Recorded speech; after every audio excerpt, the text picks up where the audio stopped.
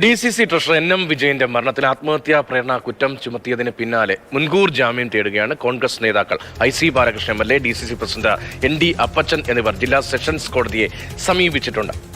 ഇനി കൂടുതൽ വിവരങ്ങളുമായിട്ട് കമൽ ചേരുന്നുണ്ട്. കമൽ, കഴിഞ്ഞ 2 ദിവസം വളരെ പെട്ടെന്നാണ് ഈ കേസിലൊരു തീരുമാനങ്ങൾ ഉണ്ടാകുന്നത്. അത് KPCCയുടെ അന്വേഷണമായാലും KPCCയുടെ മറുപടി ആയാലും ഒപ്പം തന്നെ പോലീസിന്റെ ഭാഗത്തുള്ള ഇടപെടലായാലും ഇപ്പോൾ ഇതാ കോടതിയെ സമീപിച്ചിരിക്കുകയാണ് പ്രതിപട്ടികയിൽപ്പെട്ടവർ.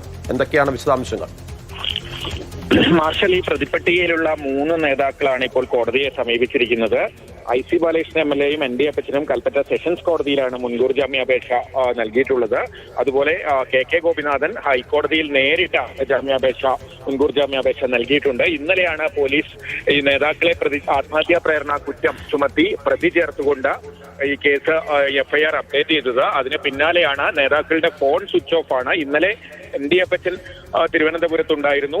IC ബാലകൃഷ്ണനും ഇന്നലെ വയനാടിന് പുറത്തായിരുന്നു. KK ഗോപിനാഥൻ എവിടെയാണെന്ന് കൃത്യമായി അറിയില്ല. എന്തായാലും 3 നേതാക്കളും ഇപ്പോൾ വയനാട്ടിൽ ഇല്ല എന്നാണ് ലഭിക്കുന്ന വിവരം. മുൻകൂർ ജാമ്യത്തിൽ ഒരു തീരുമാനം ഉണ്ടായ ശേഷമായിരിക്കും ഇവർ എത്തുമെന്നും അറിയുന്നു. എന്തായാലും ജില്ലയിലെ മുതിർന്ന നേതാക്കൾ ഇത്തരത്തിൽ ഒളിവിൽ പോകേണ്ടി വരുന്ന അല്ലെങ്കിൽ മുൻകൂർ ജാമ്യാപേക്ഷ നൽകി രഹസ്യ കേന്ദ്രത്തിലേക്ക് മാറുന്ന ഒരു സാഹചര്യമാണുള്ളത്. കോൺഗ്രസ് പാർട്ടിയെ ജില്ലയിൽ വലിയ പ്രതിസന്ധിയിലാക്കുകയാണ് ഈ ആത്മഹത്യയും അതിനുശേഷമുള്ള.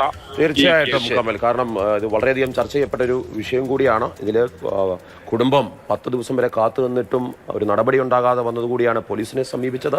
കത്ത് പുറത്തുവിട്ടത്. ഇപ്പോൾ നേതാക്കന്മാർ അതിനകത്ത് ഇടപെടൽ നടത്തുന്നുണ്ട് എന്നുള്ളത് ആശ്വാസം.